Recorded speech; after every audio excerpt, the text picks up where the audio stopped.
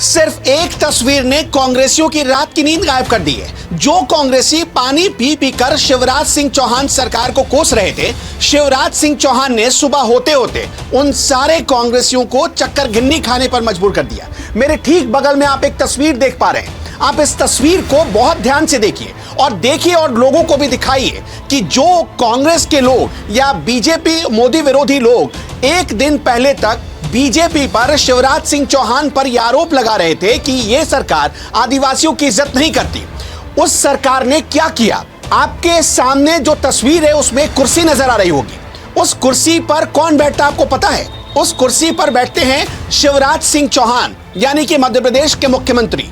उस कुर्सी के बगल में एक तौलिया रखा है। जानते हैं वो तौलिया कौन इस्तेमाल करता है? शिवराज सिंह चौहान। वो तौलिया स्पेशल मुख्यमंत्री आवास में मुख्यमंत्री के लिए मंगाई गई है, लेकिन वो किसने इस्तेमाल किया?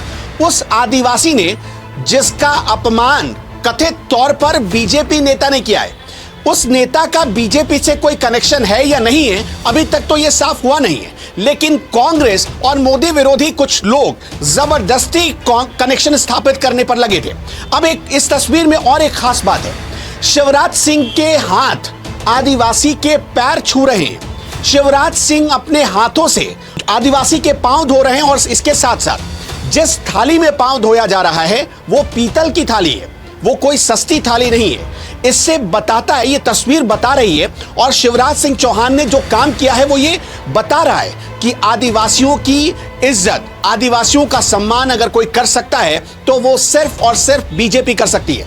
आपको लग रहा होगा कि हम आपसे मजाक कर रहे हैं। चलिए अब आपको कुछ एग्जाम्पल बताते हैं कि बीजेपी को क्यों आदिवासी बहुत ज्यादा पसंद है और क्यों सबसे ज्यादा इस देश में कोई पार्टी अगर आदिवासियों का सम्मान कर सकती है तो वो सिर्फ बीजेपी है।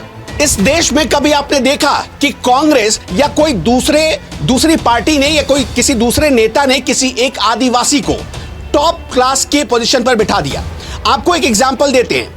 झारखंड में सरकार चल रही है कांग्रेस और जेएमएम की, जहां के मुख्यमंत्री हेमंत सोरेन वो खुद आदिवासी हैं, लेकिन आपको पता है कि हेमंत सोरेन की टांग खिंचाई करने के लिए कांग्रेस दिन रात एक कर देती है। कई बार तो हेमंत सोरेन को कांग्रेस ने रुला दिया था जब यूपीए 2 की सरकार चल रही थी। उस दरमियान अगर आप नहीं जानते तो आप जाइए, गूगल करिए, पढ़िए और आप देखिए कि यही कांग्रेस है जिसने आदिवासियों को कई बार बेइज्जत किया। कभी आपने देखा कि किसी आदिवासी को किसी बड़े ओहदे पर रातों रात कांग्रेस ने बिठा दिया? पर यह मोदी सरकार ने किया है। नरेंद्र मोदी ही थे, बीजेपी ही वो पार्टी थी जिसने एक आदिवासी महिला को, सोचिए, गांव से आने वाली एक आदिवासी महिला को हमारे देश में महामहिम के पद पर बिठा दिया गया और आज हम उन्हें सम्मान के साथ देखते हैं।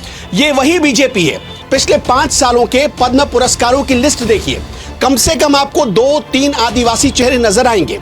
जो आदिवासी इलाकों में अच्छा काम कर रहे हैं उन्हें पद्म पुरस्कार दिए गए मोदी सरकार में। एक तस्वीर से ऐसा प्रोपेगेंडा फैलाया गया जैसे बीजेपी पता नहीं कौन सा पाप कर बैठी।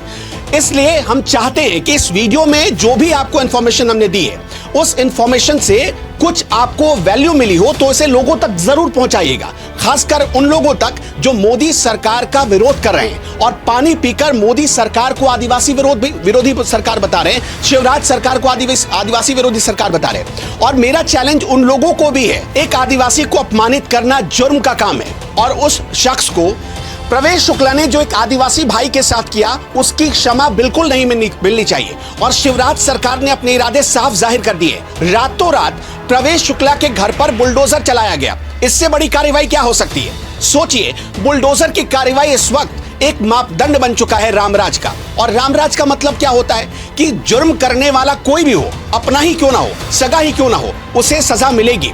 इसी को तो रामराज कहते हैं। और शिवराज सिंह चौहान ने उस रामराज का एक अद्भुत उदाहरण पेश किया है प्रवेश शुक्ला के घर पर बुलडोजर चलाकर।